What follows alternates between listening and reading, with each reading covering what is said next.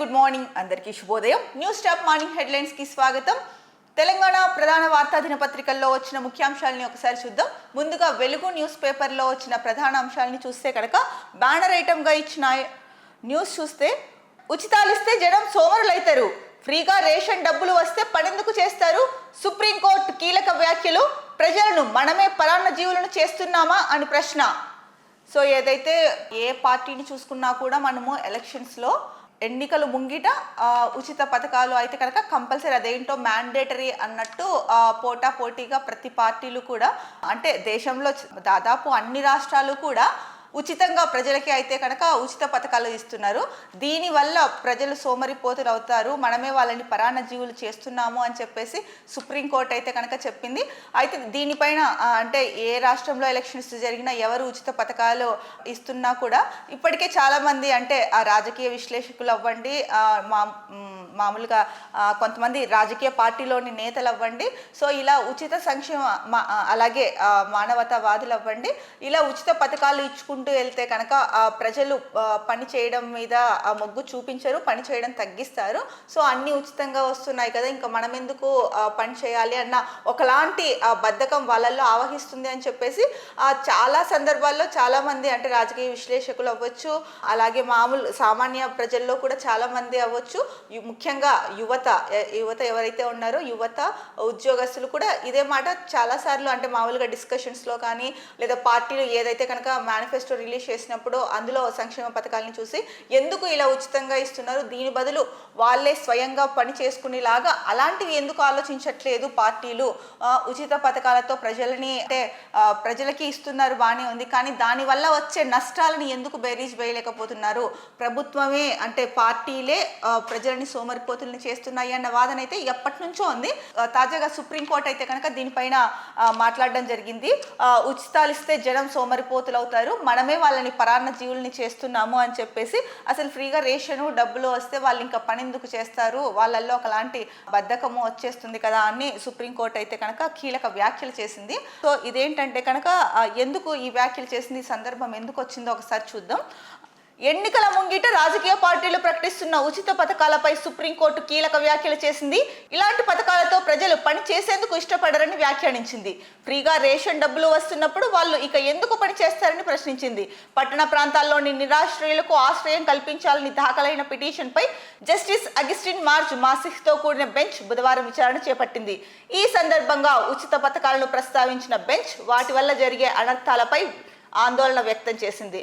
So ఎవరైతే కనుక అంటే ఒక వ్యక్తి పట్టణ ప్రాంతాల్లో నిరాశ్రులైన వారికి ఆశ్రయం కల్పించాలి అని చెప్పేసి ఒక పిటిషన్ దాఖలు చేశారు. ఈ నేపథ్యంలో అంటే ఈ విచారణ దీనిపైన ఏదైతే కనుక విచారణ ఆ పిటిషన్ పైన విచారణ చేస్తున్నారో ఈ నేపథ్యంలో సుప్రీంకోర్టు ఈ ఉచిత పథకాల పైన అయితే కనుక మాట్లాడడం జరిగింది. ఈ ఉచిత పథకాలు అమలు చేస్తే కనుక ప్రజలు సోమరిపోతులు అవుతారు. మరి ఎందుకు అంటే సుప్రీంకోర్టు కూడా ముఖ్యంగా చెప్పిన మాట ఏంటంటే కనుక ఉచిత పథకాలు ఇవ్వడం వల్ల జరిగే అనర్థాలపైన ఎందుకు ఆలోచించట్లేదు, దానిపైన అంటే ఉచిత పథకాలు ఇవ్వడం ద్వారా చాలా అనర్థాలు అయితే ఎదురవుతాయి అని చెప్పేసి ముఖ్యంగా సుప్రీంకోర్టు అయితే కనుక కీలక వ్యాఖ్యలు చేసింది. మనం తాజాగా రీసెంట్గా జరిగిన ఢిల్లీ ఎన్నికల్లో చూసుకున్నా కూడా అన్ని పార్టీలు ఉచిత పథకాలను అయితే కనుక చెప్పారు ప్రజలకి. మరి ఈ నేపథ్యంలో సుప్రీంకోర్టు ఏకంగా దేశ సర్వోన్నత న్యాయస్థానమే ఉచిత పథకాలపైన కీలక వ్యాఖ్యలు చేసినప్పుడు మరి ఆయా రాష్ట్రాల్లోని పార్టీలు ఎలా స్పందిస్తాయి, నెక్స్ట్ ఎలక్షన్స్ వచ్చినప్పుడు ఇక ఉచిత పథకాలకు ఫుల్ స్టాప్ పెడతారా లేకపోతే కనుక సో ఈ వ్యాఖ్యల్ని పట్టించుకోకుండా ముందుకు సాగుతారా అన్నది నెక్స్ట్ ఏవైతే ఎన్నికలు వస్తాయో ఏ రాష్ట్రాల్లో వస్తాయో అలాగే జనరల్ ఎలక్షన్స్ వస్తాయో అప్పుడు మనకు తెలుస్తుంది. కానీ ఏదేమైనప్పటికీ కూడా ఉచిత పథకాల వల్ల చేకూరే ప్రయోజనం కన్నా కూడా అనర్థాలే ఎక్కువ అన్నది చాలామంది ప్రజల్లో ఉన్న అభిప్రాయము. తాజాగా సుప్రీంకోర్టు కూడా దానివల్ల వచ్చే అనర్థాల గురించి ఆలోచించాలి అంటే దానిపైన వచ్చే అనర్థాల పైన ఆందోళన వ్యక్తం చేసింది. మరి పార్టీలన్నీ కూడా ఎంతసేపు ఓటు బ్యాంకుని సొంతం చేసుకోవాలి, గెలవాలి అన్న ఒక్క కాన్సెప్ట్తో వెళ్ళకోకుండా ఈ ఉచిత పథకాలు ఇవ్వడం వల్ల ఏమవుతుంది, ఏం జరుగుతుంది, మనమే ప్రజల్ని సోమరిపోతుల్ని చేస్తున్నామా, బద్దకస్తుల్ని చేస్తున్నామా అన్నది కూడా ఆలోచించాలి. అంటే ఉచిత పథకాలు ఇవ్వడం వల్ల అందరూ సోమరిపోతులు బద్దకస్తులు అవుతారని కాదు. ఇక్కడ చాలా వరకు చాలా మంది ఈ అంటే అన్ని ఫ్రీగా వస్తున్నాయి, ఎందుకు మనం పని చేయాలి అన్న ఒపీనియన్ అయితే కనుక పల్లెల్లోకి వెళ్ళి చూస్తే కనుక మీకు తెలుస్తుంది. పల్లెనే కాదు, పట్టణాల్లో కూడా కొన్ని ఏరియాస్లోకి వెళ్ళి చూస్తే కనుక సెమీ అర్బన్ ఇలాంటి ఏరియాలకు వెళ్ళి చూస్తే మీకు అర్థమవుతుంది. అంటే ఉచిత పథకాల వల్ల లాభం ఎక్కువ ఉందా, నష్టం ఎక్కువ ఉందా అన్నది. సో ఉచిత పథకాల వల్ల దాన్ని సద్వినియోగం చేసుకొని మంచిగా ముందుకు వెళ్ళి పనులు చేసుకునే వాళ్ళు ఉన్నారు. కాకపోతే దానికంటే కూడా ఎక్కువ మంది, ముఖ్యంగా మగవాళ్ళు కూడా పనులకు వెళ్లకుండా బద్ధకంగా తయారవడం అయితే కనుక మనం గ్రామ స్థాయిలో ఎక్కువగా చూడొచ్చు. సో ప్రజలు కూడా చాలా మంది ఏదైతే పార్టీలు ఉచిత పథకాలు ఎన్నికల ముందు ప్రకటిస్తున్నాయో వీటిపైన గ్రామ ప్రజల్లో కూడా చాలా మందిలో, అంటే ఆ పట్టణ ప్రాంతాలని పక్కన పెడితే గ్రామ ప్రజల్లో కూడా చాలా మంది ఇది అంటున్నారు, ఎందుకు అన్ని ఊరిని ఇలా ఇస్తున్నారు, ఫ్రీగా ఇచ్చుకుంటూ వెళ్తున్నారు, ఇలా ఇచ్చి పని చేయకోకుండా వాళ్ళని ఎందుకు బద్దకస్తులు చేస్తున్నారు అన్నవైతే కనుక చాలానే విన్నాము. నేనైతే కనుక ఇలాంటివి చాలా పల్లెల్లో విన్నాను. ముఖ్యంగా ఎవరైతే పార్టీలు ఉన్నారో ఉచిత పథకాలు ప్రవేశపెడతామని చెప్తున్నారో వాళ్ళు కూడా ఇవి ఇచ్చే ముందు వాళ్ళకు కూడా తెలుసు ఉచిత పథకాలు ఇవ్వడం వల్ల మేలు చేకూరుతుంది, దానికన్నా ఎక్కువ ఇలాంటి ఎవరైతే బద్ధకంగా తయారవుతారో ఇలాంటి నష్టము అనర్థాలు కూడా వాటిల్లుతాయి అని. కాకపోతే గెలవాలి, ఎన్నికల్లో గెలవాలి, అధికారం ఫామ్ చేయాలి, ఈ కాన్సెప్ట్తో వెళ్తున్నారే కానీ అలాగే ప్రజల జీవన స్థితిగతులు మెరుగుపడతాయి ఈ ఉచిత పథకాలు ఇవ్వడం వల్ల అని చెప్పేసి చెప్తున్నారే కానీ ప్రజల జీవన స్థితిగతులు మెరుగుపడేది కొంత శాతం అయితే కనుక వాళ్ళు పని చెయ్యకోకుండా వాళ్ళకి వాళ్ళే అంటే మీరు ఒక్కసారి అంటే కనుక ఎవరైతే ఈ ఉచిత పథకాలు చేపడుతున్నారో ఆ పార్టీలు ఆ గ్రామ స్థాయిలోకి వెళ్ళి ఒక్కసారి మీరు చూసుకుంటే కనుక, అలాగే పట్టణ ప్రాంతాల్లో కూడా కొన్ని ఏరియాల్లోకి వెళ్ళి మీరు చూసుకుంటే కనుక మీకు ఈ విషయం గ్రౌండ్ లెవెల్లో మీకే అర్థమవుతుంది. సో ఏది ఏమైనప్పటికీ సుప్రీంకోర్టు కూడా ఆందోళన వ్యక్తం చేస్తోంది ఈ ఉచిత పథకాల మీద. దీనిపైన ఆ పార్టీలు ఏవైతే ఉన్నాయో ఆ పార్టీలు రాబోయే ఎలక్షన్స్ ఏవైతే ఉన్నాయో వాటిలో వీటిని దృష్టిలో పెట్టుకొని సుప్రీంకోర్టు ఆందోళన వ్యక్తం చేసిన విషయాన్ని దృష్టిలో పెట్టుకొని ముందుకు వెళ్తే కనుక బాగుంటుంది. ఈ ఉచిత పథకాల బదులు ఇంకా వాళ్ళ కాళ్ళ మీద వాళ్ళు నిలబడే పథకాలు ఏవైనా ఉంటే అలాంటివి చేపడితే బాగుంటుంది అన్నది ప్రజల్లో ఉన్న అభిప్రాయం కూడా. ఇక మరో న్యూస్ చూసుకుంటే కనుక ఆధ్యాత్మికతకు సంబంధించినది. మేడారంలో మినీ జాతర షురు, ఘనంగా మండమెలిగే పండుగ, గద్దెల వద్ద అలికి ముగ్గులు వేసిన ఆడబిడ్డలు, దిష్టి తోరణాలు, ద్వారబంధనం కట్టిన పూజారులు, డోలు వాయిద్యాలు, నైవేద్యాలతో ప్రత్యేక పూజలు, గద్దెల వద్ద ఆదివాసీ పూజారుల జాగారం, భారీగా తరలి వచ్చిన భక్తులు, బంగారంతో మొక్కులు. ఈ నెల 15 వరకు కొనసాగనున్న జాతర. సో ఏదైతే తెలంగాణలో తెలంగాణలో చూసుకుంటే కనుక మేడారంలో జరిగే సమ్మక్క సారలమ్మ అమ్మవారి జాతరకైతే కనుక విశిష్ట స్థానం ఉంది.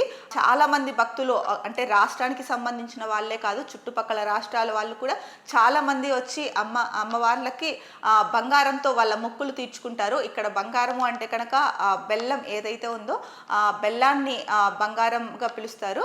సో బెల్లం సమర్పించి వాళ్ళ మొక్కులు అయితే కనుక తీర్చుకుంటారు.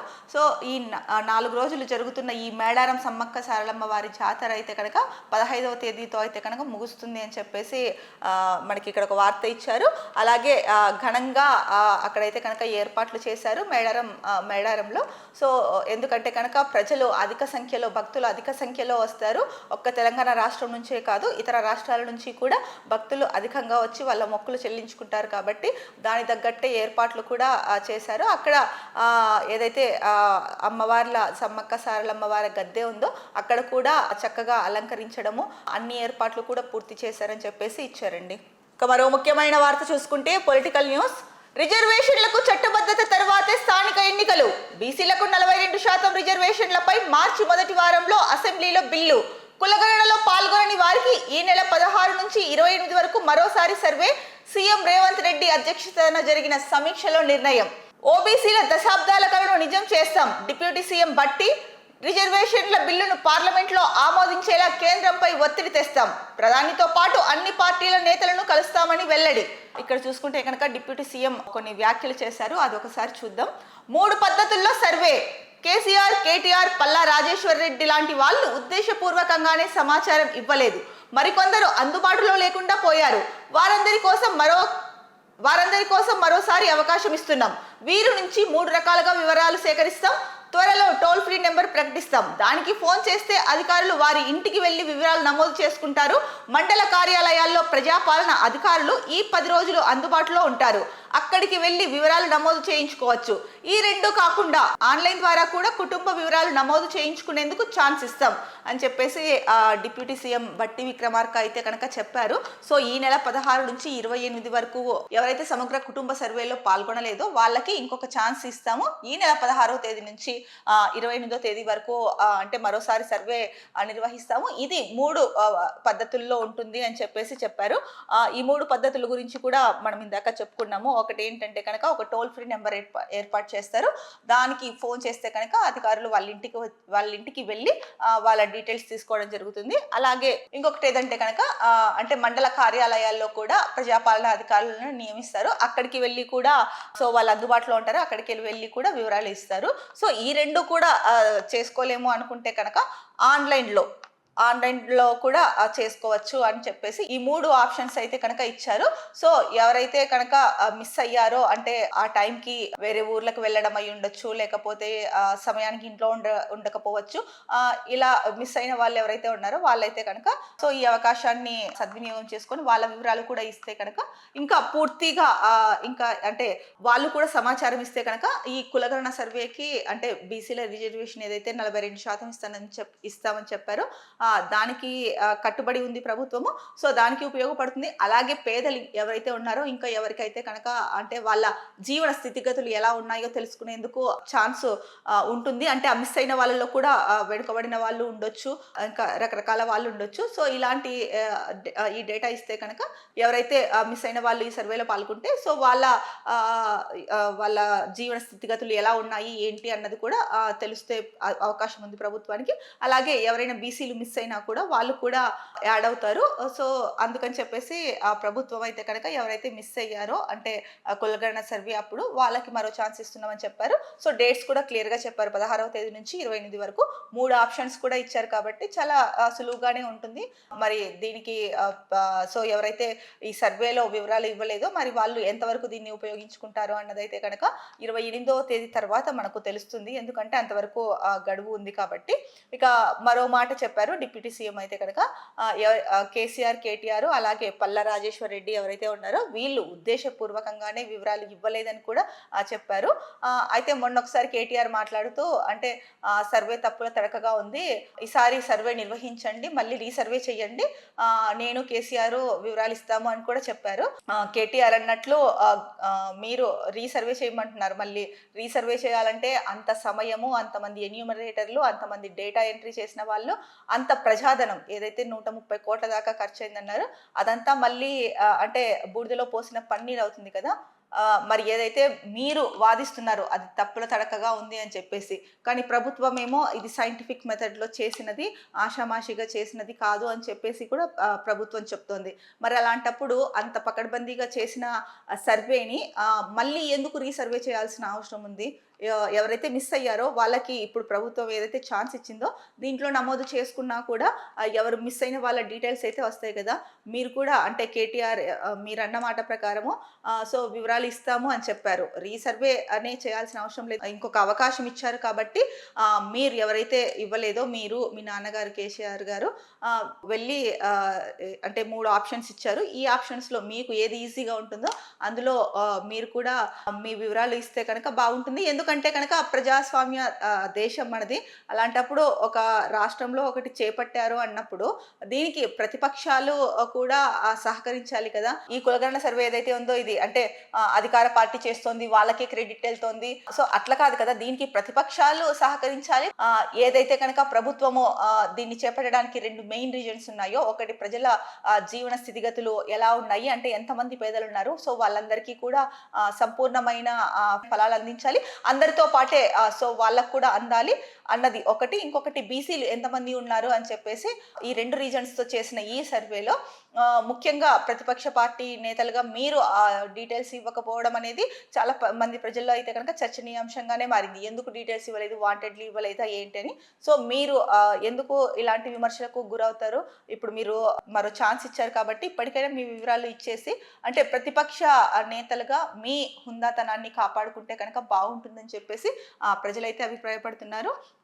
ఇక ఇందులో మరో ముఖ్యమైన అంశం చూసుకుంటే కనుక ఏదైతే కనుక ఈ బీసీ రిజర్వేషన్లు ఉందో 42% బీసీలకు ఇస్తామని కాంగ్రెస్ ప్రభుత్వం చెప్పిందో దీనికి సంబంధించి సో కేంద్రం దీనిపైన ఎలాగైనా సరే ఈ రిజర్వేషన్ల బిల్లును పార్లమెంట్లో ప్రవేశపెట్టేలా కేంద్ర ప్రభుత్వం పైన అయితే కనుక ఒత్తిడి తీసుకొస్తాము, అలాగే ప్రధాని మోడీతో పాటు అన్ని పార్టీల నేతలను కలుస్తామని చెప్పి కూడా వెల్లడించారు.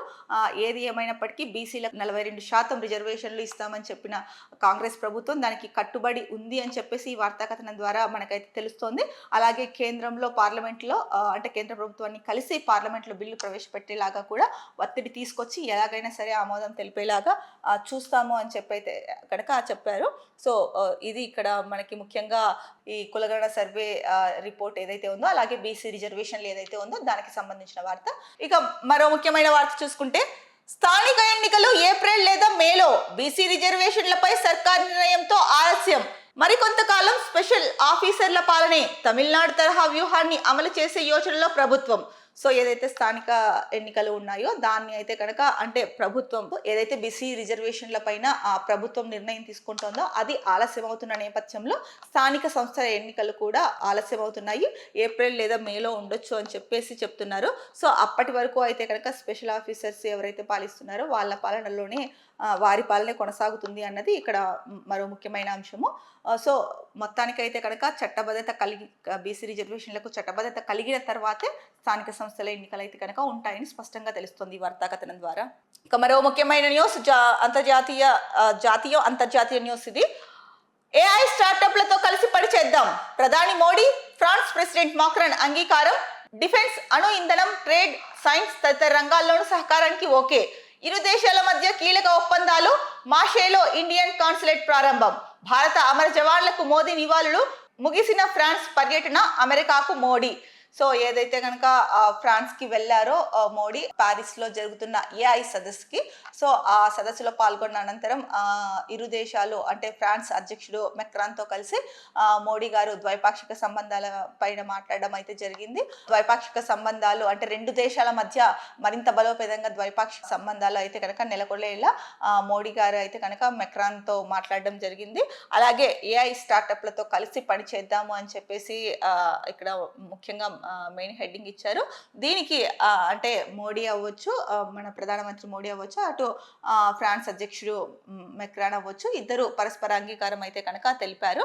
అలాగే డిఫెన్స్, అణు ఇంధనం, సైన్స్, ట్రేడ్, ఇతర రంగాల్లో కూడా సహకారానికి ఓకే చెప్పుకున్నారు.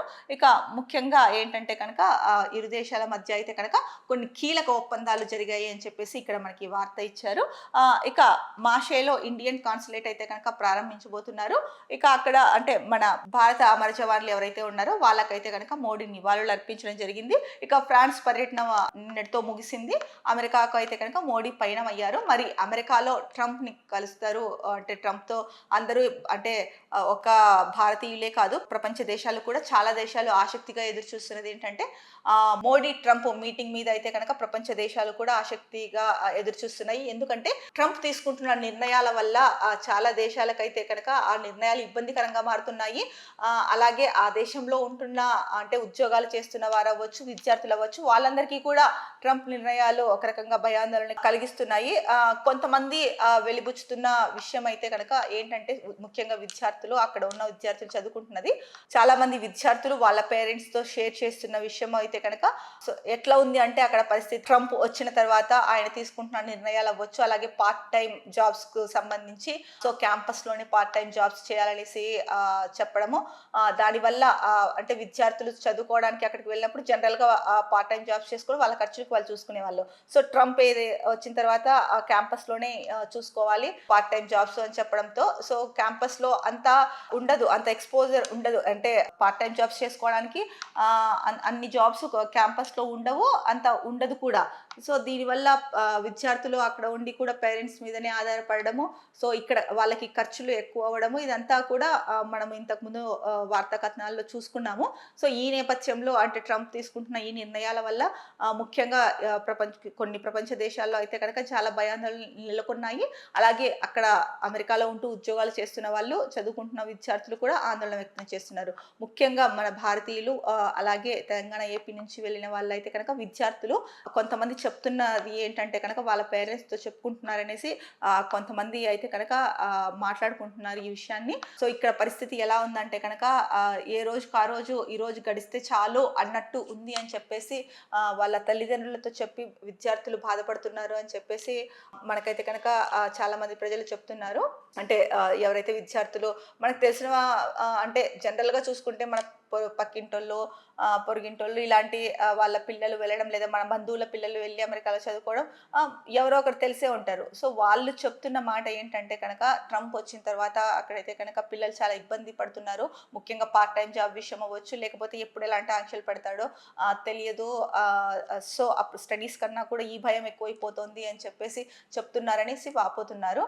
మరి ఈ నేపథ్యంలో అంటే ఒకవైపు సుంకాలు పెంచడం, అంటే దిగుమతుల పైన సుంకాలు పెంచడం, టారిఫ్లు పెంచడం అవ్వచ్చు, అలాగే అక్రమ వలసదారులను పంపించాలి, కరెక్టే. ఎవరి దేశాలకి వాళ్ళు అక్రమ వలసదారులని పంపించడం కరెక్టే ట్రంప్ చేస్తున్నది. కాకపోతే ఆ పంపించే విధానం ఏదైతే ఉందో అది చాలా అమానవీయంగా ఉంది. అంటే సంఖ్యలతో బంధించి పంపించడం, వాళ్ళేమి సో అది ఉగ్రవాదులు కాదు, లేకపోతే ఇంకొకటి కాదు కదా వాళ్ళని అంత అమానుషంగా పంపించడానికి. సో దీనిపైన కూడా ప్రపంచ దేశాలు అయితే కనుక ఆగ్రహం వ్యక్తం చేస్తున్నాయి. మరి ఈ నేపథ్యంలో భారత ప్రధాని మోడీ అలాగే ట్రంప్ మీటింగ్ పైన అయితే కనుక అందరూ ఆసక్తిగా ఉన్నారు. సో ఎటువంటి అంశాలు ప్రస్తావనకు వస్తాయి, ఎటువంటి వాటి మీద మోడీ మాట్లాడతారు ట్రంప్తో, ఇన్ని రోజులు అంటే అధ్యక్ష పదవి చేపట్టిన తర్వాత ట్రంప్ తీసుకున్న నిర్ణయాల వల్ల లాభాల కన్నా కూడా నష్టాలే ఎక్కువ ఉన్నాయి అన్నది ఒక భావన ప్రజల్లో. సో దీనిపైన ఏం మాట్లాడతారు, సో ఏ అంశాలు చర్చకు వచ్చే అవకాశం ఉంది, ఒక్క భారతదేశం గురించే మాట్లాడతారా, లేకపోతే ట్రంప్ నిర్ణయాల వల్ల ప్రపంచ దేశాలు ఎదుర్కొంటున్న బాధల్ని కూడా మాట్లాడతారా అన్నది ప్రపంచ దేశాలు అయితే ఆసక్తిగా ఎదురు చూస్తున్నాయి. ఏది ఏమైనా కూడా మోడీ ట్రంప్ మీటింగ్ పైన అయితే కనుక ఒక్క భారతీయులే కాదు ప్రపంచ దేశాలు కూడా వెయిట్ చేస్తున్నాయి. ఏం మాట్లాడతారు, ఎటువంటి నిర్ణయాలు వెలువడతాయి, ఏదైనా సలహాలు ఎందుకంటే ట్రంప్కి మోడీకి మంచి సాన్నిహిత్యమే ఉంది. సో ఈ నేపథ్యంలో సో మోడీ చెప్తే ఏదైనా కొన్ని వింటారా, సో ఎలాంటి వాటిపైన మాట్లాడబోతున్నారు అని చెప్పేసి చాలా మంది అయితే ఈగర్గా వెయిట్ చేస్తున్నారు. మరో ముఖ్యమైన వార్త చూసుకుంటే కనుక మీ సేవా సెంటర్ల వద్ద జనం బారులు, రేషన్ కార్డు దరఖాస్తుల కోసం గంటల తరబడి క్యూ లైన్లు, ప్రజాపాలనలో అప్లై చేసుకున్న వాళ్ళు మళ్ళీ దరఖాస్తు, మొరాయిస్తున్న సర్వర్లు, ఇతర సేవలపైన ప్రభావం. కొత్త కార్డులకు ఎప్పుడైనా అప్లై చేసుకోవచ్చు, ఎలాంటి లాస్ట్ డేట్ లేదని అధికారుల వెల్లడి. సో ఏదైతే రేషన్ కార్డులో గ్రామ సభల్లో కానీ లేకపోతే మామూలుగా కానీ అప్లై చేసుకున్నారో వాళ్ళు కూడా మళ్ళీ అప్లై చేసుకుంటున్నారు ఇక్కడ మీ సేవా సెంటర్స్లో అని చెప్పేసి ఒక అంశం ఇచ్చారు. అలాగే మీ సేవా సెంటర్ల దగ్గర అయితే కనుక జనం బారులు తీరారు రేషన్ కార్డుల అప్లై కోసం అని చెప్పేసి కూడా ఇచ్చారు. ఇంకొకటి ఏంటంటే కనుక ఈ రేషన్ కార్డులు దరఖాస్తు చేసుకోవడానికి లాస్ట్ డేట్ అంటూ ఏమీ లేదు, ఎప్పుడైనా అప్లై చేసుకోవచ్చు అని అయితే అన్నారు. ఇది కొంత అంటే ప్రజలకి ఊరట కలిగించే అంశం. లేకపోతే డెడ్ లైన్ పెట్టారు అంటే కనుక ఇంకా గందరగోళం నెలకొని జనాల్లో అయితే కనుక ఎవరైతే రేషన్ కార్డుకి అప్లై చేసుకోలేకపోయారో వాళ్ళు ఎక్కువ ఇబ్బంది పడే అవకాశం ఉంది, చేసుకోవాలి అనుకుంటున్న వాళ్ళు కూడా ఇబ్బంది పడే అవకాశం ఉంది. కాకపోతే ఇక్కడ ఎటువంటి లాస్ట్ డేట్ లేదు అని చెప్పడం అయితే కనుక కొంత ప్రజలకి వెసులుబాటే అని చెప్పొచ్చు. కాకపోతే కనుక మరి ఈ ప్రజాపాలనలో అప్లై చేసుకున్న వాళ్ళు మీ సేవా సెంటర్లో దరఖాస్తు చేసుకోవడానికి కూడా మనం చూస్తూ ఉన్నాం 3 రోజుల నుంచి చాలా అంటే బారులు తీరి ఉన్నారు జనాలు. మరి ఎందుకు ఇది జరుగుతోంది? రాష్ట్ర ప్రభుత్వం అయితే ప్రతిష్టాత్మకంగా తీసుకొని మేము ప్రజాపాలనలో సో ఎవరైతే అర్హులు ఉన్నారో వాళ్ళందరూ అప్లై చేసుకోవచ్చు అని చెప్పారు. చాలా మంది చేసుకున్నారు కూడా. కాకపోతే ఎక్కడ మిస్టేక్ జరిగిందో అన్నది అది ప్రభుత్వము ఉన్నతాధికారులని నియమించి అది కనుక్కోవాల్సిన అవసరం అయితే ఎంతైనా ఉంది. ఎందుకంటే కనుక ఈ రేషన్ కార్డులు అవ్వచ్చు, ఇందిరమ్మ ఇండ్ల మీద అవ్వచ్చు, మన కొద్ది రోజుల నుంచి చూసుకుంటే కనుక చాలా గందరగోళము, ఒకలాంటి అయోమయం కూడా నెలకొని ఉంది అని చెప్పేసి వార్తలు అయితే వస్తున్నాయి. సో ప్రభుత్వం అయితే కనుక దీనిపైన ఒకసారి ఫోకస్ చేయాల్సిన అవసరం ఎంతైనా ఉంది. ఎందుకంటే ప్రభుత్వం ప్రతి పథకము అందరికీ అందాలి, ఎవరైతే అర్హులు ఉన్నారో వాళ్ళకి అందాలి అని చెప్పేసి చెప్తోంది. కాకపోతే అక్కడ ఇంప్లిమెంటేషన్ ఎవరైతే చేస్తారో వాళ్ళు సరిగా చేయకపోయినా కూడా అది ప్రభుత్వానికే ఎఫెక్ట్ అవుతుంది కానీ ఇంకొకరికి కాదు కదా. దానివల్ల ప్రజలు ఇబ్బంది ఎదుర్కోవాల్సి వస్తుంది.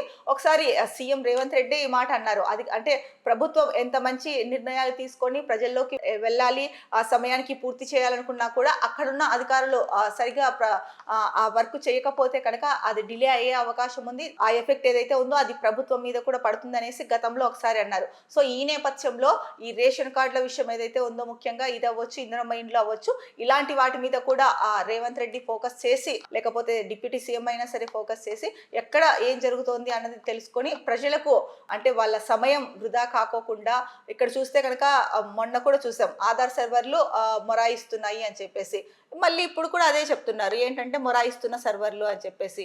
లాస్ట్ టైము అదే చెప్పారు. సో మరి ఎప్పుడు అంటే ఒక్కొక్కసారి ఏంటంటే కనుక దానిపైన లోడ్ ఎక్కువైనప్పుడు సర్వర్లు ఆగిపోవడము లేకపోతే స్లో అవ్వడము మనం చూస్తూ ఉంటాం, కాదనట్లేదు. కాకపోతే కనుక మరి ఇంతమంది జనాలు వచ్చి అప్లై చేసుకుంటారు అన్నప్పుడు దాని తగ్గట్టే టెక్నాలజీ ఏదైతే సర్వర్లు ఉన్నాయో ఇదన్నిటినీ కూడా చూసుకోవాల్సిన అవసరం ఎంతైనా ఉంది. ఏది ఏమైనప్పటికీ కూడా ఇలా ప్రజల సమయాన్ని వృధా చేయకోకుండా గంటల తరబడి వాళ్ళు క్యూల్లో ఉండకోకుండా ప్రభుత్వం దీనికి ప్రత్యామ్నాయంగా ఇంకొకటి ఏదైనా ఏర్పాటు చేస్తే బాగుంటుంది. అలాగే ఈ కొద్ది రోజులు రేషన్ కార్డులు పూర్తి అంటే అప్లై చేసుకునేది పూర్తి అయ్యే వరకు ఇంకొన్ని ఎక్కువగా సెంటర్లు ఏర్పాటు చేసినా కూడా బాగుంటుందని చెప్పేసి ప్రజలైతే కనుక అనుకుంటున్నారు. సో మరో ముఖ్యమైన వార్త చూసుకుంటే ఇంకో అమ్మాయిని కంటాడేమోనని భయం వేస్తున్నది. చరణ్ కు ఈసారైనా కొడుకు పుడితే బాగుండు, వారసత్వం కొనసాగాలనేది నా కోరిక. సినీ నటుడు చిరంజీవి వ్యాఖ్యలు తీవ్ర దుమారం. కొడుకే వారసుడా, కూతురు కాదా అంటూ విమర్శలు. సో ఏదైతే ఒక ఈవెంట్లో పాల్గొన్నారో చిరంజీవి అక్కడ మాట్లాడుతూ ఆయన అన్నారు అంటే మా ఇంట్లో అంటే చూస్తే కనుక ఎక్కువ మంది అమ్మాయిలే ఉన్నారు. సో అమ్మాయిలు అంటే ఇష్టమే, కాకపోతే కనుక అంటే చరణ్కి అమ్మాయి పుట్టింది, మళ్ళీ ఈసారి అయినా కూడా ఈసారి కూడా అమ్మాయి పుడుతుందేమో అని భయం వేస్తోంది అని చెప్పేసి చరణ్తో అయితే నేను అంటుంటాను ఈసారైనా అబ్బాయి పుట్టాలిరా అని చెప్పేసి అంటూ ఉంటాను అని చెప్పేసి తను చెప్పడం అయితే కొంచెం ఆ ఈవెంట్లో నవ్వుకుంటూ చెప్పారు, సరదాగా చెప్పినట్టు. కానీ సరదాగా చెప్పినా కూడా ఆయనలో ఉన్న భావం ఏంటి, అబ్బాయి పుట్టాలనే కదా. అందుకే అది లేకపోతే మనసులో సరదాగా అయినా కూడా ఆ భావం అయితే బయటికి రాదు కదా. దాంట్లో కూడా తప్పు లేదు. పొడి ఒక అమ్మాయి ఒక అబ్బాయి ఉంటే బాగుంటుంది, సో ఇద్దరు తోడుగా ఉంటారు ఇలా అనుకునే వాళ్ళు కూడా చాలా మంది ఉన్నారు. సో చిరంజీవి అన్న వ్యాఖ్యలు ఈ రకంగా కూడా మనం తీసుకోవచ్చు. సో ఒక అమ్మాయి ఒక అబ్బాయి ఉంటే బాగుంటుంది, సో అందుకు ఆ నేపథ్యంలో అన్నారు. దీన్ని కూడా ఎందుకు ఇంత అంటే మరి వార్తాపత్రికల్లో వేసి చెప్పుకోవాల్సినంత అవసరం ఉందా అన్న డౌట్ కూడా కొంతమందికి రావచ్చు. కాకపోతే ఇక్కడ చిరంజీవి గారు ఏదైతే ఒక పదం వాడారో ఆ పదం వల్ల ఈరోజు ఈ న్యూస్ ఇంత అంటే తీవ్ర దుమారం అని చెప్పారు కదా, ఇంతగా సోషల్ మీడియాలో కూడా వైరల్ అవుతుంది. అంటే మన లెగసీని ఒక అబ్బాయినన్న కండ్రా మన లెగసీ కంటిన్యూ అవుతుంది అని నేను చరణ్కి చెప్తుంటాను అని చెప్పేసి అన్నారు. అంటే వారసత్వం అబ్బాయిలతోనే కొనసాగుతుందా, అమ్మాయిలు వారసత్వం కొనసాగించలేరా? మరి అలా అనుకుంటే కనుక సో మెగా ఫ్యామిలీలోనే మెగా కోడలు ఉపాసన గారు ఎవరైతే ఉన్నారో మరి వాళ్ళ ఇంట్లో అమ్మాయిలు అంటే వాళ్ళ తాతయ్య గారు ప్రతాప్ రెడ్డి గారు ఉన్నారు. సో అక్కడ అమ్మాయిలే కదా, వాళ్ళంతా వారసత్వాన్ని కొనసాగించలేదా? కొనసాగించారు. సక్సెస్ఫుల్ బిజినెస్ ఉమెన్గా ఉన్నారు. అపోలో ఆసుపత్రులని అపోలో హాస్పిటల్స్ ఏవైతే ఉన్నాయో వాటిని ఒక స్థాయికి తీసుకొచ్చారు. సో ఇప్పుడు ఉపాసన గారు కూడా చాలా సామాజిక కార్యక్రమాలు చేపట్టడంతో పాటు ఒక మంచి బిజినెస్ ఉమెన్గా అయితే కనుక వారసత్వం కొనసాగిస్తున్నారు కదా. మరి అలాంటప్పుడు సో చిరంజీవి గారు అంటే సో పద్మవిభూషణ్ బిరుదు పొందిన చిరంజీవి గారు సో సినీ ఇండస్ట్రీలో ఎవరిని కదిపినా కూడా అంటే చాలా మంది సో మాకు చిరంజీవి మా రోల్ మోడల్ చిరంజీవి అని చెప్పుకునే వాళ్ళు చాలా మంది ఉన్నారు. చిరంజీవికి ఉన్న అభిమానుల గురించి అయితే కనుక ఇంకా మనం చెప్పాల్సిన అవసరమే లేదు. ఆయనకున్న అభిమానుల సంఖ్య అలా ఉంది. మరి ఈ చిరంజీవి ఒక ఉన్నత స్థానంలో ఉండి ఆయన ఇలా మాట్లాడడం ఎంతవరకు కరెక్ట్?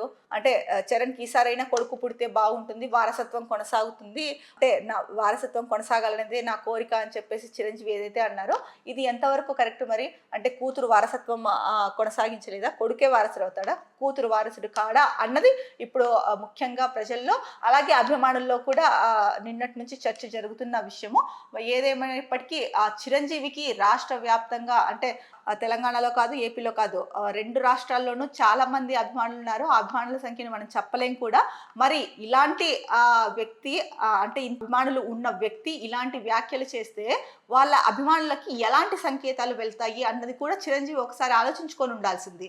సో ఆడపిల్లల్ని ప్రోత్సహించాలి, ఆడపిల్లల్ని అన్ని రంగాల్లో వృద్ధిలోకి తీసుకురావాలి అని చెప్పేసి ఒకవైపు ప్రభుత్వాలు ప్రచారం చేస్తూ ఉన్నాయి, స్వచ్ఛంద సంస్థలు ప్రచారం చేస్తూ ఉంటే, ఈ నేపథ్యంలో చిరంజీవి ఇలాంటి కామెంట్స్ చేయడం అయితే కనుక నిజంగానే ఇది అందరూ ఆలోచించాల్సిన విషయం. ముఖ్యంగా చిరంజీవి ఒక్కసారి చిరంజీవి ఫ్లోలో కాకుండా కొంచెం ఆలోచించి మాట్లాడుండాల్సింది. ఎందుకంటే కనుక ఇవి చాలా సున్నితమైన అంశాలు.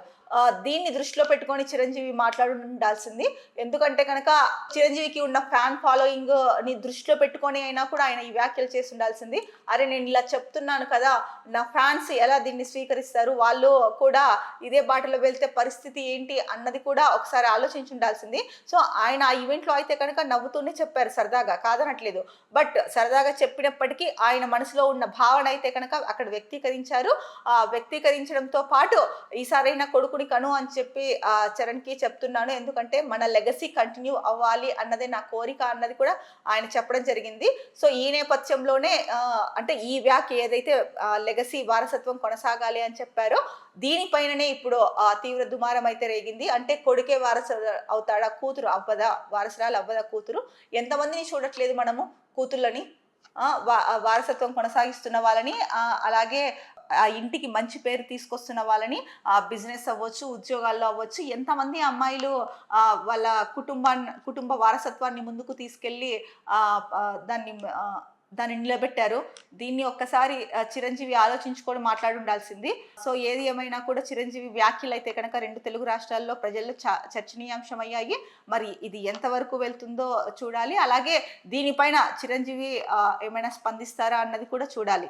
మరో ముఖ్యమైన వార్త, సిసిఐ పత్తి కొనుగోళ్లలో భారీ గోల్మాల్, దళారులతో కలిసి మార్కెట్ కమిటీ సెక్రటరీల దందా, తప్పుడు టీఆర్ పత్రాలతో కోట్లల్లో అక్రమాలు, రైతుల నుంచి అగ్గువకు కొని సిపిఐకి అమ్మకం, ఒక్కో క్వింటాలుపై 2,000కు పైగా దోపిడీ, సిసిఐ అధికారులు రైతు సంఘాల ఫిర్యాదుతో ఎంక్వైరీ, అక్రమాలు బట్టబయలు కావడంతో 7గురిపై వేటు, ఏఈఓలపైన చర్యలకు రంగం సిద్ధం.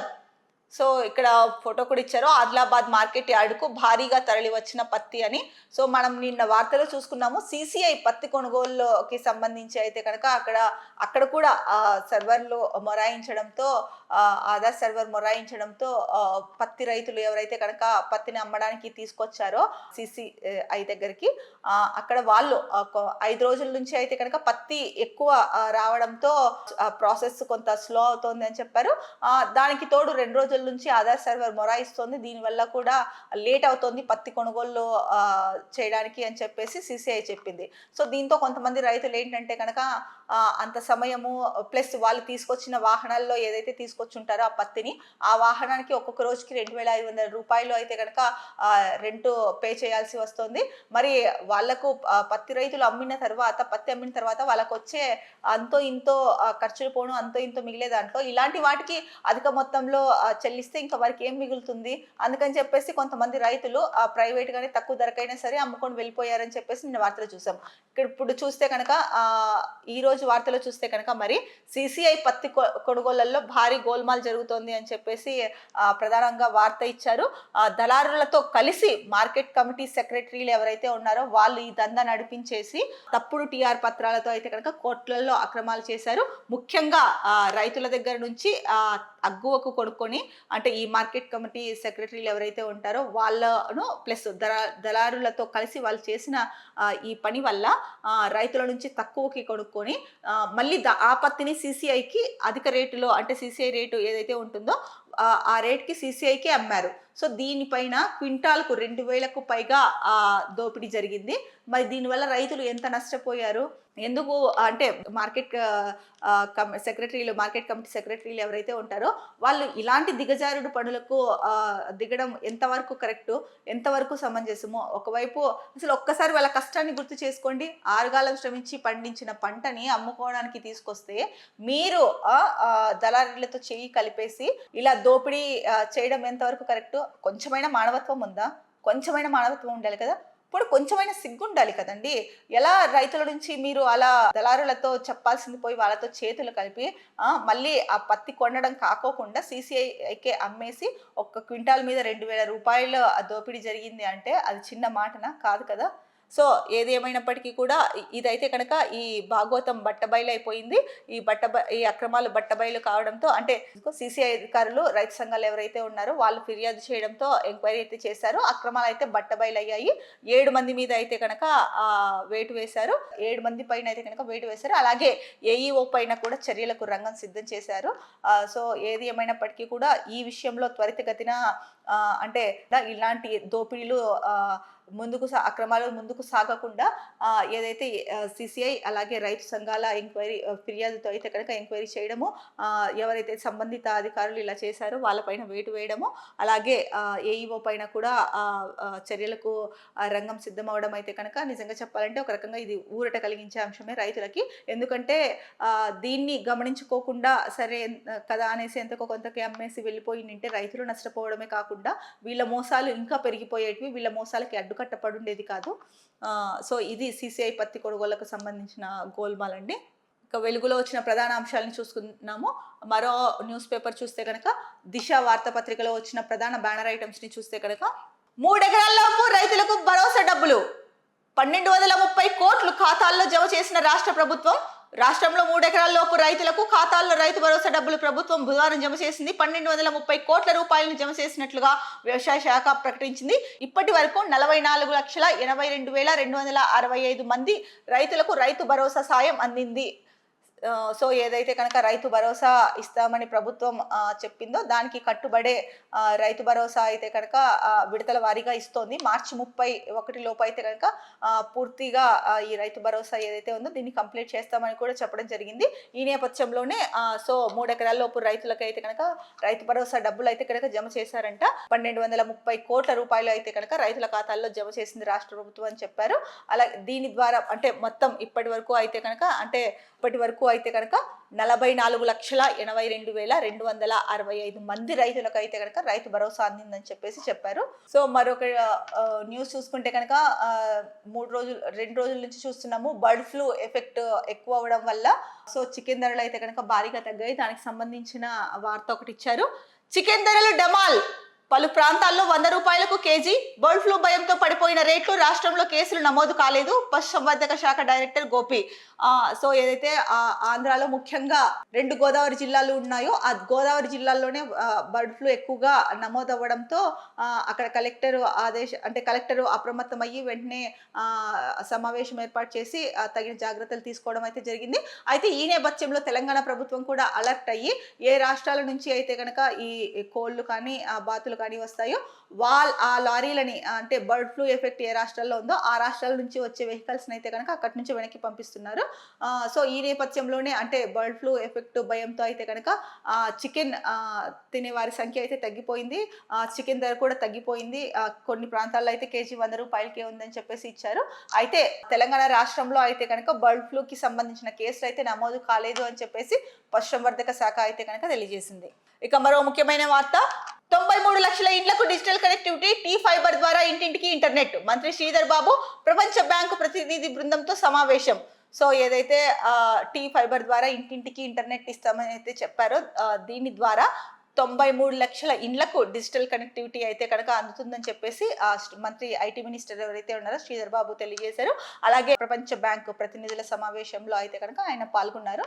సో ఈ నేపథ్యంలో 93 లక్షల మంది ఇళ్లకు అంటే డిజిటల్ కనెక్టివిటీ అయితే కనుక ఉంటుంది అని చెప్పారు. మరో వార్త, బీసీలకు 42% రిజర్వేషన్లు ఇవ్వాలి, అసెంబ్లీలో ఆమోదం తెలిపి కేంద్రానికి పంపించాలి. వచ్చే నెల 8న మహిళా శంఖారావం. ఆలోపు హామీలు నెరవేర్చుకుంటే ప్రజా ఉద్యమం. వరంగల్ వచ్చే ధైర్యం లేక పారిపోయిన Rahul. MLC Kalvakuntla Kavitha. So MLC Kalvakuntla Kavitha ఎవరైతే ఉన్నారో ఆమె ఏం చెప్తున్నారంటే బీసీలకు 42% రిజర్వేషన్లు ఇవ్వాలి, ముందుగా అసెంబ్లీలో ఆమోదించి ఆ తర్వాత కేంద్రానికి పంపించాలి.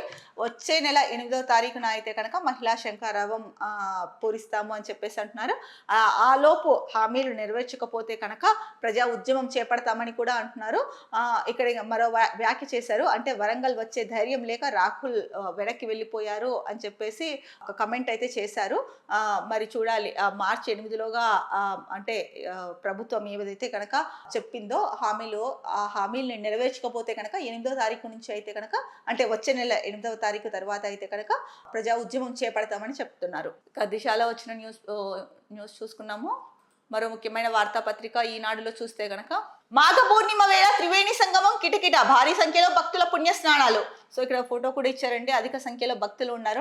మాఘ పూర్ణిమ సందర్భంగా భక్తులు కుంభమేళాకు అయితే కనుక భారీగా తరలి వచ్చారు. అక్కడ పవిత్ర పుణ్య స్నానాలు అయితే ఆచరించారు అని చెప్పేసి వార్త ఇచ్చారు. సో మనము ఈ బీసీ రిజర్వేషన్లకు సంబంధించిన వార్త అవ్వచ్చు, అలాగే ఉచితాలు ఇస్తే ప్రజలు పనిచేయరన్న వార్త, ఇవన్నీ కూడా మనం ఇంతకుముందు న్యూస్ పేపర్స్లో చర్చించుకున్నాము. ఇక మరో ముఖ్యమైన వార్త, భారాస ఎమ్మెల్యే ఫామ్ హౌస్ లో కోడి పందాలు రాత్రిపూట వీక్షించేందుకు ఫ్లడ్ లైట్ల ఏర్పాటు, అక్కడే క్యాసినో సైతం నిర్వహణ. A1 గా ఏపీకి చెందిన శివకుమార్ వర్మ ఎవరైతే బీఆర్ఎస్ ఎమ్మెల్సీ ఉన్నారో ఆయన ఫామ్ హౌస్ లో అంట కోడి పందాలు నిర్వహించారు. అది కూడా రాత్రిపూట వీక్షించేందుకు ఫ్లడ్ లైట్లు ఏర్పాటు చేసుకొని మరీ కోడి పందాలని వీక్షిస్తున్నారు అని చెప్పేసి ఇచ్చారు. అంతేకాదు అక్కడే క్యాసినో సైతం కూడా నిర్వహించారని చెప్పి ఇచ్చారు.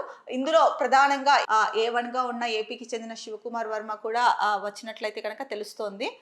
మరి ఇది ఏం చేస్తారో అంటే ఇప్పటికే సో క్యాసినో ఇలాంటివి కోడి పందాలు ఇలాంటివన్నీ కూడా నిర్వహించకూడదని చెప్పినప్పటికీ కూడా సో రాత్రి సమయంలో ముఖ్యంగా బీఆర్ఎస్ ఎమ్మెల్సీ ఎవరైతే ఉన్నారో ఆయన ఫామ్ హౌస్లో నిర్వహించారని వార్త అయితే వచ్చింది. మరి దీనిపైన ఎటువంటి చర్యలు తీసుకుంటారన్నది వేచి చూడాలి. ఇక ముఖ్యమైన వార్త చూసుకుంటే ఇంకొకటి, మేడిగడ్డపై తుది నివేదిక, NDSA చైర్మన్ కు అందిన నిపుణుల కమిటీ, జలశక్తి శాఖ ఆమోదం తర్వాత రాష్ట్ర ప్రభుత్వానికి. సో ఏదైతే కాళేశ్వరం ఎత్తిపోతల పథకంలో భాగంగా నిర్మించిన మేడిగడ్డ ఉందో ఆ మేడిగడ్డ బ్యారేజీ దెబ్బతిన్న విషయం మనందరికీ తెలిసిందే. దానిపైన అంటే ఆ బ్యారేజ్ ఎందుకు దెబ్బతిన్నది అన్న దానిపైన అయితే కనుక అధ్యయనం చేసి భవిష్యత్ కార్యాచరణపై సిఫార్సు చేసేందుకు నియమించిన national dam safety authority NDSA ఏదైతే ఉందో ఆ నిపుణుల కమిటీ తుది నివేదికను కేంద్ర ప్రభుత్వానికి అందించింది. ముఖ్యంగా దాంట్లో డిజైన్ నిర్వహణ సహా పలు లోపాలను అయితే కనుక ఈ కమిటీ ఎత్తి చూపినట్లయితే కనుక తెలిసింది అని వార్త ఇచ్చారు. సో ఏమైనప్పటికీ కూడా మేడిగడ్డ అంటే ప్రతిష్టాత్మకంగా కాళేశ్వరం ప్రాజెక్టు దాంట్లో భాగంగా మేడిగడ్డ సుందిల్ల ఈ ప్రాజెక్టులు అయితే చేపట్టారు కదా. ఏదైతే కనుక మేడిగడ్డ బ్యారేజ్ దెబ్బతినడం పైన కమిటీని నియమించారో ఆ కమిటీ అయితే కనుక సో తుది రిపోర్ట్ని అయితే కనుక కేంద్ర ప్రభుత్వానికి అందజేసింది. ముఖ్యంగా దీంట్లో డిజైన్లు అలాగే నిర్వహణ లోపం అయితే కనుక ఉన్నట్టు చెప్పారు అనేసి మనకి వార్తాంశంలో అయితే తెలుస్తుంది. ఈనాడులో వచ్చిన ముఖ్యమైన అంశాలు ఇవి.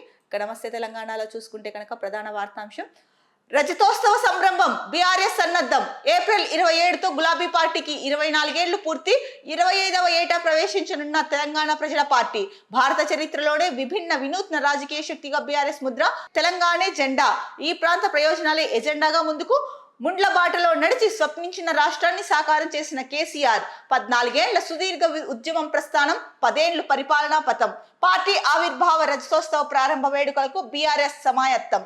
సో బీఆర్ఎస్ పార్టీ ఏదైతే ఉందో ముందు ఇది TRS గా ఉండేది మనందరికీ తెలిసిందే, తెలంగాణ రాష్ట్ర సమితి. సో 24 ఏళ్లు పూర్తి చేసుకొని 25వ ఏటా అంటే ఏప్రిల్ 27తో అయితే కనుక 24 ఏళ్లు పూర్తి అయ్యి 25వ సంవత్సరంలోకి అడుగు పెడుతుంది. ఈ నేపథ్యంలో అయితే కనుక రజతోత్సవ సంరంభం బీఆర్ఎస్ సన్నద్ధం అని చెప్పేసి ప్రధాన హెడ్డింగ్ కింద ఈ వార్త అయితే కనుక ఇచ్చారు. అంటే భారతదేశంలోనే వినూత్నమైన రాజకీయ శక్తిగా బీఆర్ఎస్ ఎదిగింది అని చెప్పేసి ముఖ్యంగా ఇక్కడ ఇవ్వడం జరిగింది.